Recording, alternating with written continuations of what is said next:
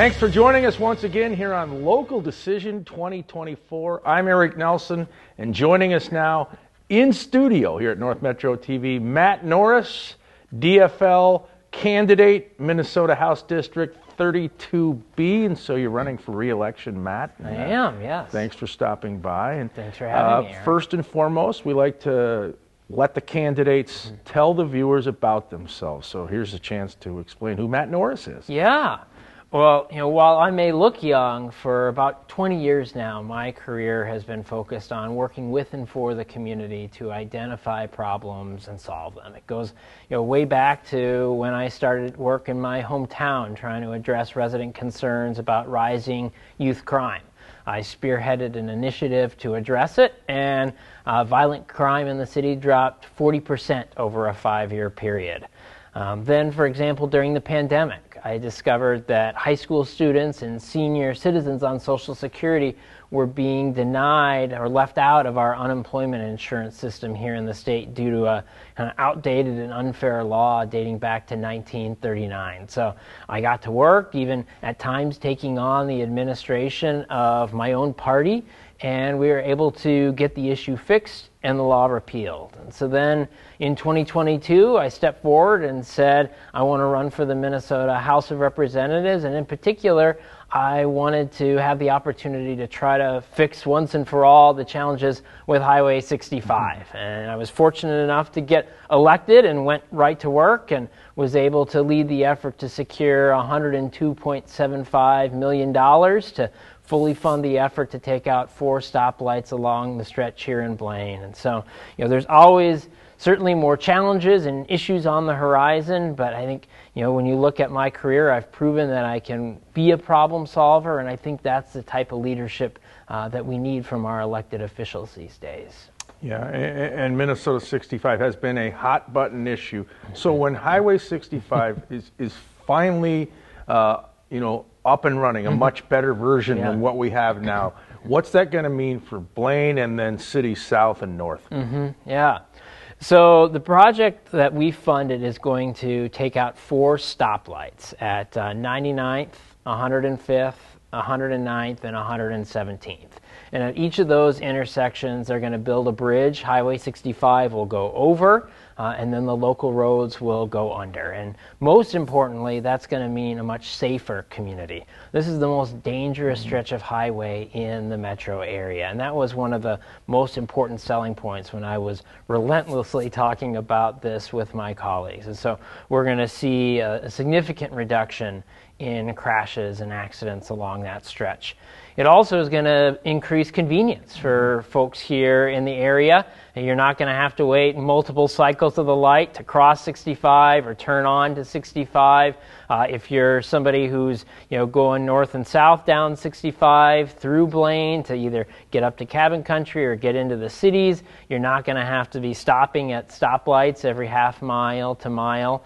And then the other thing I really like to highlight is increased pedestrian access. That was something that was centered in the project design from the very start. So it's going to be a lot easier to walk and bike from one side of Blaine to the other. I talk to constituents who, maybe they've got a teenage son or daughter who lives on one side of 65 and works on the other side of 65, but they're terrified to let them walk or bike across 65 in the current setup. So this is going to be a huge win for our community. It's going to allow the businesses along that corridor to thrive.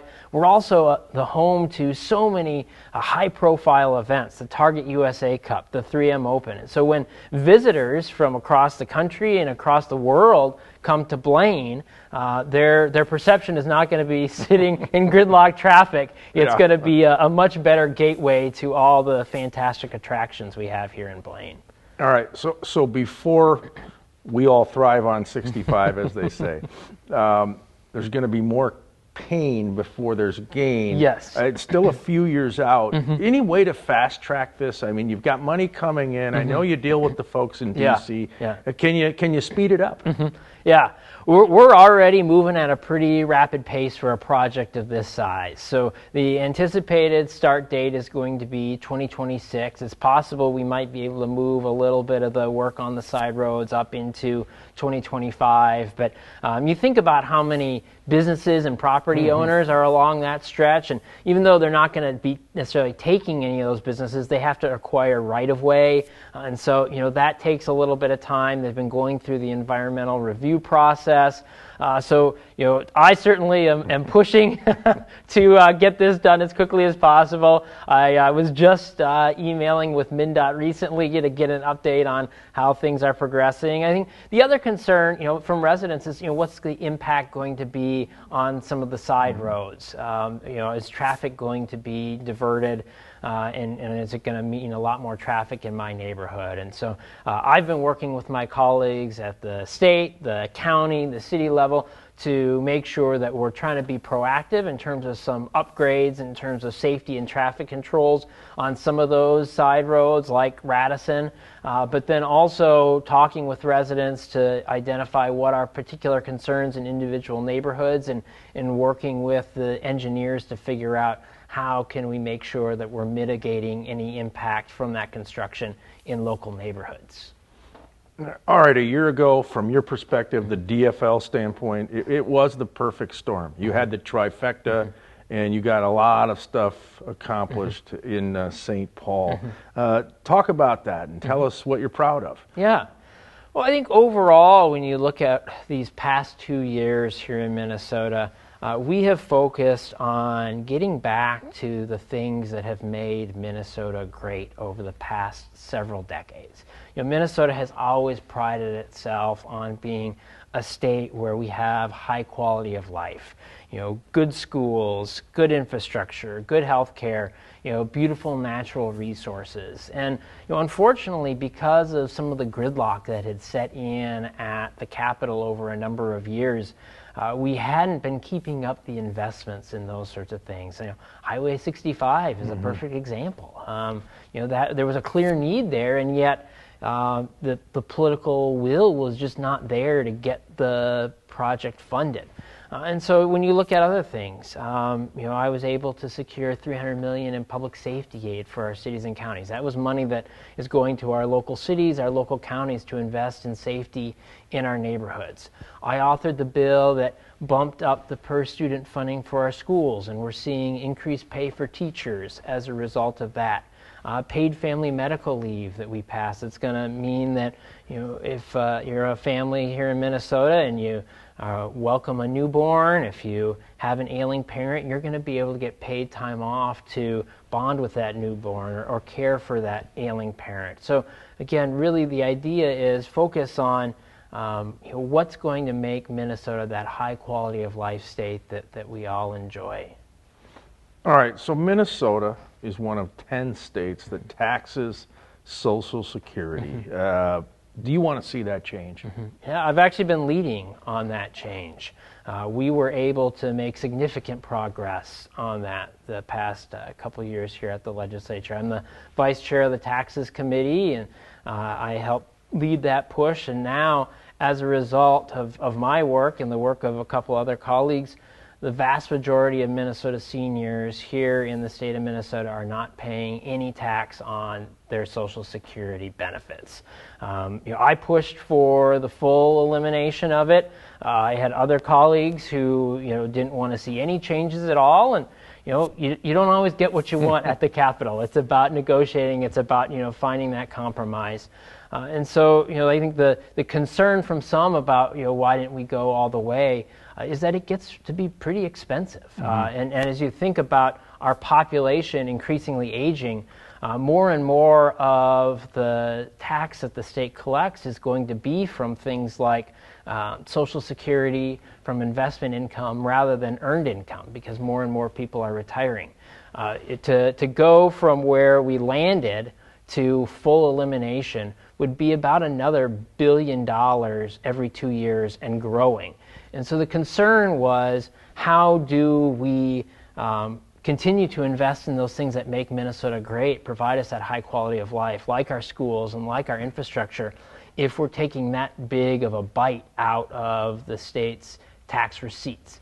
So, what I've committed to is I think we've made some really good progress. I think we need to closely monitor it. I think we need to look and see, are we seeing migratory effects where people are leaving the state because of that aspect, and where Minnesota differs from some other states. But I think we also need to be careful of a race to the bottom on taxes. We can cut our taxes as low as Arizona and Florida and Texas, and they're still going to be warmer than us. And so people are still going to oftentimes move to those states, and yet, do we end up sacrificing our ability to invest in that high quality of life and still have people moving because they want to retire to someplace warm? Early September, school starts across the nation, and already at the time of this taping, a tragic mass shooting in Georgia, suburban Atlanta. Minnesota has some new gun laws, but does more need to be done? Yeah, I mean, it is heartbreaking that we're, 2 days into this new school year, and we're already having the lead story on the news being a school shooting. And we have to wrestle with the fact that we are the only developed country in the world where this sort of thing happens. And so while I absolutely respect and honor folks' Second Amendment right to responsibly own firearms, we have to look at what are, there's no right that is absolute. We have to look at what are reasonable regulations that are going to make sure that those firearms are owned in a safe and responsible manner. So as you mentioned, we did take some important steps here in Minnesota over the last 2 years. We passed universal background checks to make sure that everybody who's buying a gun, we know who they are, and we're checking to see whether they're safe to own that firearm. We passed red flag laws, and this is an important tool where if family members or law enforcement have concerns about somebody's mental health, whether they can safely own that firearm, they go to a court. There's a judicial process that they go through, so there is due process with that, and then the court determines whether it's safe for that person to currently be in possession of a firearm. I've also taken some other steps, beyond just looking at firearms. For instance, I authored the bill. This was bipartisan legislation that is funding the GIS mapping of every public and private school in the state of Minnesota. And so what does that mean? This is going to be an interactive map that first responders will have access to, along with the 911 operators, as they're responding to an emergency at a school. So these school buildings are big, there's lots of entrances, they can be a maze inside, and so whether it's police, whether it's fire, whether it's EMS, when they're en route to a call, they could be pulling up that map and figuring out, okay, what's the best door to go in? Once I'm inside, where do I turn? Which room do I go to? And we know in these sorts of emergencies, seconds count. And unfortunately, we immediately jump to the thought of school shootings. But there's so many emergency calls that happen on a daily basis to schools, whether it's somebody has a food allergy reaction in the cafeteria, whether somebody gets hurt in an athletic event, maybe somebody has a heart attack. So that action is going to allow us to speed up the response and hopefully save lives through that process. Have we reached the point, obviously, as you said, there's a lot of law-abiding gun owners out there, but the right to go to school or church or a supermarket or any public space, should that now eclipse gun rights? Because I think, as you said, we're the only developed country that grapples with this issue. Yep. Yeah, and that's the tension that as policymakers we have to wrestle with. There is that Second Amendment that is enshrined in our Constitution, and yet I also agree with you that people should have the right to go to church, to go to school, to go to the supermarket without worrying about being the victim of gun violence. And so I do think we need to constantly be taking a look at what laws do we put in place. I think the challenge we have too at the state level is it's easy for people and guns to travel across state lines. And so part of it is a challenge of encouraging our federal lawmakers, our federal policymakers to step up to the table. I'm proud of the fact that we've been, and I've been very productive in terms of legislation at the state level on a whole host of issues. We talk about political gridlock. It's never been worse in Washington, D.C. And so at times, we also need our federal partners to step up and take action that can perhaps be even more effective than what can be done at the state level. What's going well in Minnesota right now? We always seem to focus on the negative, but there's a lot of positives, aren't there? Yeah. I think I mentioned at the top this notion of kind of getting back to the things that have made Minnesota great. When I go out and talk to residents in the district, I do a lot of door knocking. People are generally happy with their schools. Are there things that we need to work on? I think reading levels are one example. It turns out we've been teaching reading wrong in Minnesota for a couple of decades now, and so we took action to address that. In 2023, my colleagues and I passed the READ Act, where now reading instruction in our schools is going to be based on the science of reading, what we know actually works best for teaching students reading. But I think overall, the sense I get from people, especially here in Blaine and Lexington, is that they're generally happy with their schools. I think you look at our environment, and we're doing some nation-leading things to protect our environment. I know so many people value the natural resources we have here in our state, either to hunt or fish or just get out and enjoy a walk in nature. And so you look at what we've been doing around PFAS chemicals. I think this is going to be the kind of the environmental crisis of our day. These are forever chemicals, as they're called. They're cancer causing. They're called forever chemicals because they're almost impossible to get rid of. And unfortunately, they were developed here in Minnesota, and now I'm proud to see that Minnesota is taking the lead on trying to figure out how do we remove these cancer-causing chemicals from our water. I authored and passed the bill that eliminated it from firefighting foam here in Minnesota. We've passed the strongest in the nation non-essential use ban. That means in things like your dental floss, your tampons, we need to get those PFAS out of those sorts of products. So I think when you talk about quality of life here in Minnesota, people generally are happy with it. And they want to make sure we're making the necessary investments to maintain that high quality of life and making Minnesota. We pride ourselves on the fact that when those top 10 lists come out for whatever for states, whether it's health, education, environment, that we're always in not just the top 10 but top 5. Yeah, I saw the other day Minneapolis third on the best spot to retire. There you go. Yeah.